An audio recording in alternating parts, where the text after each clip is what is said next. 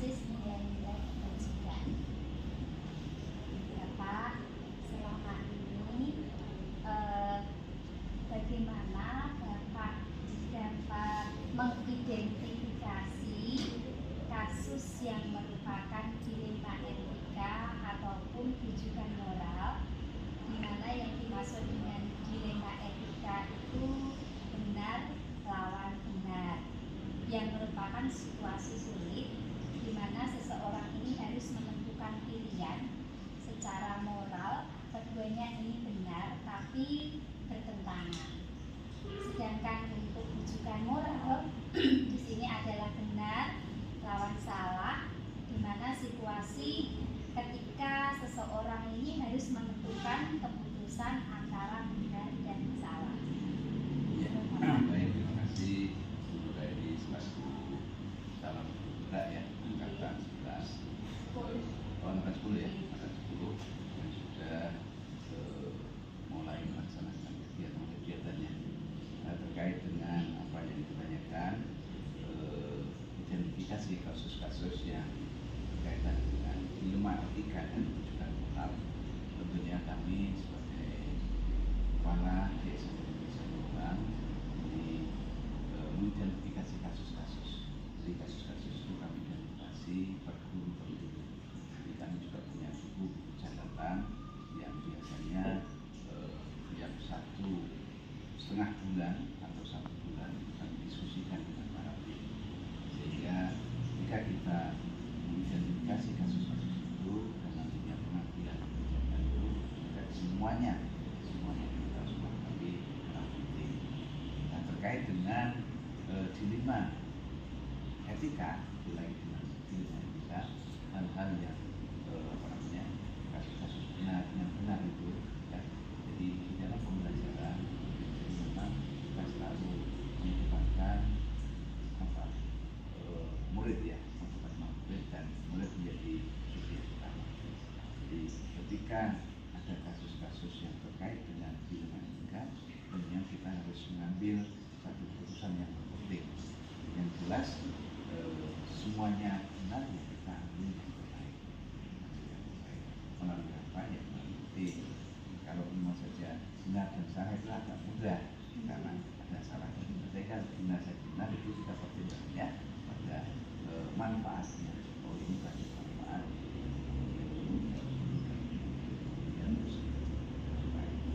Yang identifikasi itu tentunya memang satu ranah yang baik karena identifikasi dan melakukan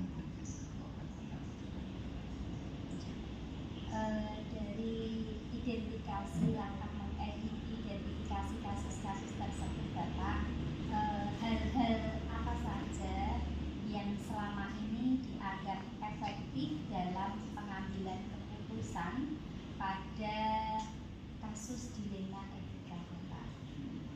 Jadi yang paling efektif itu ketika kami berdiskusi dengan karena mitra, kami berdiskusi dengan guru, yang terbaik, yang nyaman bagi anak-anak, yang jelas sesuaikan dengan koridor teknis dan teknis guru. Jadi tidak karena benar sama benar dia bisa dilakukan salah satu yang terbaik, tapi bisa juga dua-duanya tidak maksimal. Ya, tergantung pada bagaimana nanti siswa merespon. Ya, kami juga karena di situ ada siswa ya, banyak kan pada siswa tidak apa-apa kita saling diskusi. Ya, baik. Ya. Kemudian dari hal tersebut, Pak, apakah dalam pengambilan keputusan pada kasus dilema etika ini ada tantangan, Bapak? Iya, dalam pengambilan keputusan tentunya pasti yang namanya tantangan itu, tapi dikasih kami dengan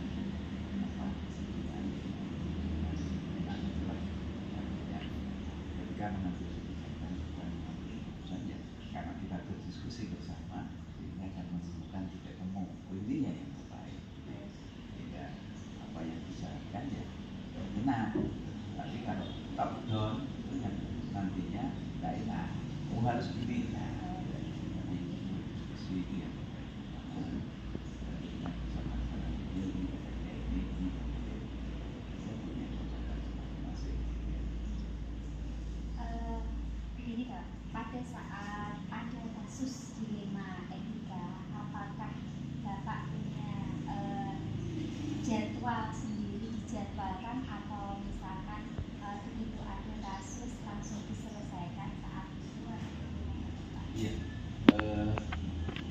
namanya fatwa itu tiap hari kan namanya punya pantauan, ya.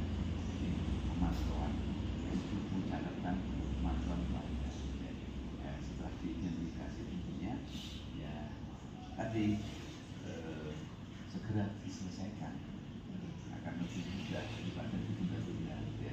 Diselesaikan tidak diperpanjang, enak, lebih nyaman, laksanakan kegiatan terkait dengan apa yang ditugaskan itu akan lebih daripada lama tidak diselesaikan itu menjadikan pergantian. Iya.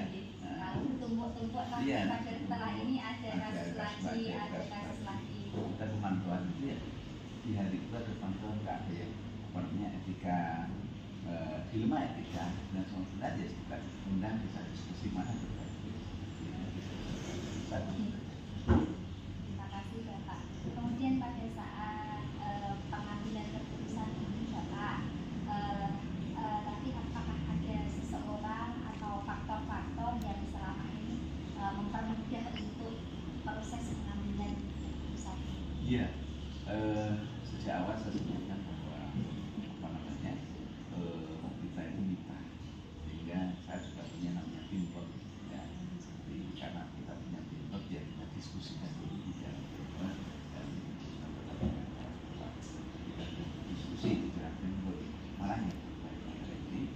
Setelah keputusan pun akan saya sampaikan kepada guru yang bersangkutan, sehingga kita bisa berdiskusi bersama.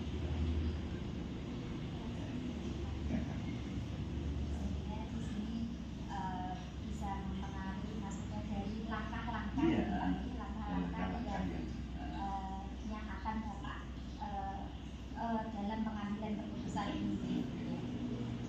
Mungkin saya boleh tahu langkah-langkahnya Mbak, selain ada tadi ada seseorang yang berperan, kemudian juga mengidentifikasi, mungkin ada lagi Bapak? Ya tentunya akan itu melalui dari perencanaan, ya.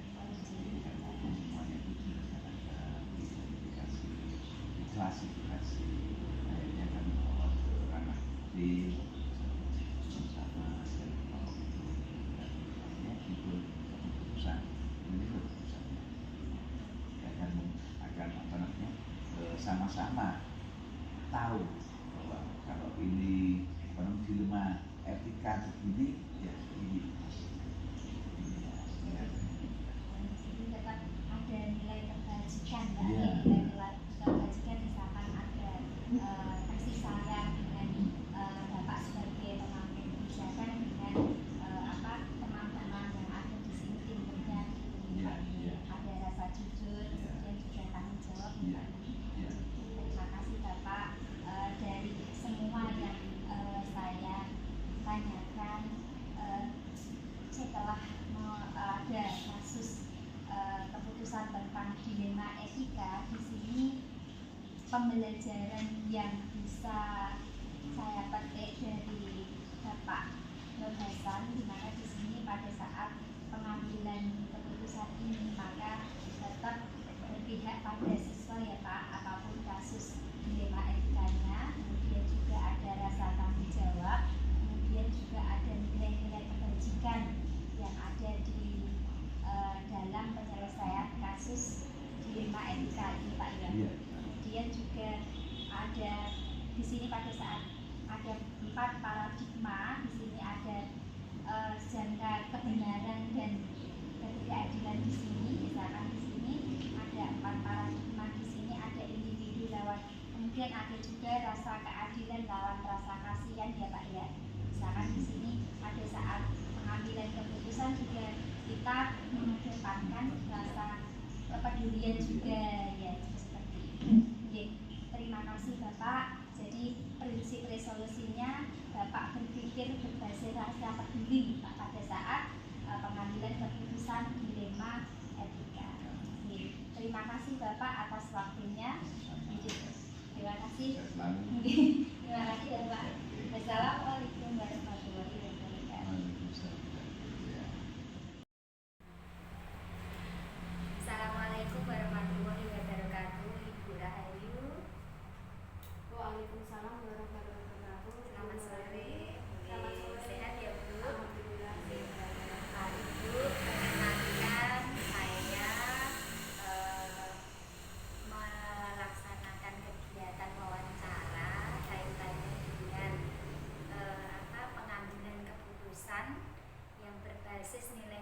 kebajikan sebagai pemimpin. Ibu, Ibu, saya akan bertanya, bagaimana Ibu Rahayu dapat mengidentifikasi kasus-kasus yang merupakan dilema etika atau rujukan moral? Baik, selama ini yang telah saya laksanakan di sekolah kami, kebetulan saya mendapatkan amanah di SMP Negeri Desa Batas Muke. Memang saya sendiri belum lama menjadi kepala sekolah, namun dalam menjalankan tugas tersebut saya sudah melalui berbagai tahapan dan melaksanakan tugas-tugas sesuai regulasi yang berlaku dalam mengidentifikasi masalah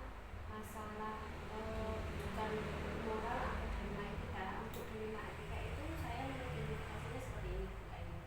Jadi ketika saya mengidentifikasi suatu masalah atau suatu kasus di sekolah itu, kalau kasus itu benar versus benar, oh iya, ini akhirnya saya masukkan identifikasi untuk dilema etika.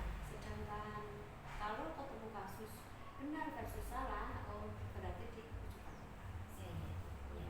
Kemudian bagaimana Ibu menjalankan pengambilan keputusan di sekolah Ibu, terutama untuk kasus-kasus di mana ada dua kepentingan Ibu yang sama-sama benar dan sama-sama mengandung nilai kebajikan? Baik, di suatu masa di beberapa bulan yang lalu, kebetulan itu kan sudah mendekati kenaikan kelas. Nah, di salah satu siswa itu ada yang rawan untuk tidak naik kelas atau rawan untuk harus pindah atau berhenti sekolah. Nah, kasusnya itu seperti ini. Jadi ada laporan dari wali kelas dan guru maju ke saya menceritakan bahwa ada si A ini tidak masuk, sudah dihitung oleh wali kelasnya, ini sudah tidak masuk 3 minggu. Karena aturan kami di sekolah itu mengikuti pembelajaran di sekolah itu minimal 90%. Nah, dalam 1 tahun kalau dia masuknya 3 minggu, artinya dia sudah masuk untuk bisa tidak naik kelas atau harus pindah atau harus berhenti sekolah. Memang guru mapel yang mengajar si A ini itu sudah menyarankan atau sudah memberi masukan kepada saya, kepada guru, kepada wali kelas bahwa untuk segera dikeluarkan. Khawatirnya itu membawa virus dampak yang tidak baik kepada teman-teman ini. Namun setelah ditelusuri, memang anak ini satu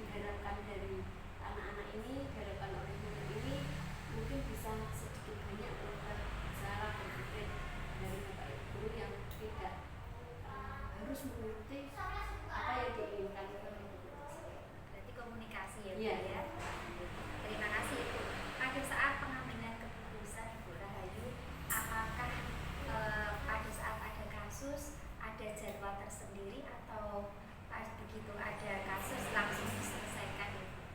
Ya, kalau kasus itu pastinya insidental, tapi saya yakin itu guru BK saya itu sudah memiliki jadwal-jadwal untuk melakukan pendekatan kepada siswa atau konseling individu itu pasti. Namun ketika ada kasus-kasus seperti itu, ya menurut saya ya harus segera diselesaikan. Dan dalam satu hari itu kadang-kadang kasus tersebut belum tentu bisa terselesaikan.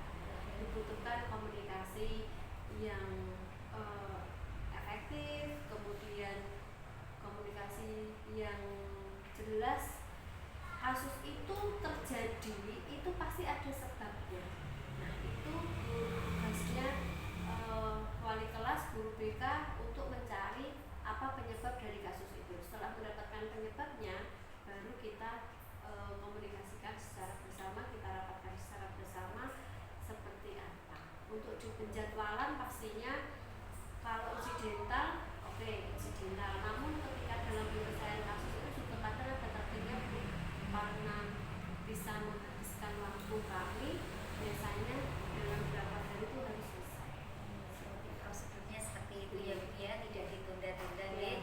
tapi tetap ada prosedur yang dilakukan. Iya, Ibu, dari faktor-faktor selama ini yang mempermudah atau yang membantu pada saat Ibu pengambilan keputusan itu apa saja? Satu, Iya. saya selalu berpegang teguh sama aturan baik itu regulasi di perundang-undangan, di kementerian, ataupun di aturan tata tertib yang berlaku di sekolah, baik itu untuk siswa maupun untuk guru. Itu sebagai pedoman saya dalam mengambil keputusan. Yang kedua, pastinya ada kebajikan, nilai-nilai kembali lagi ke sana.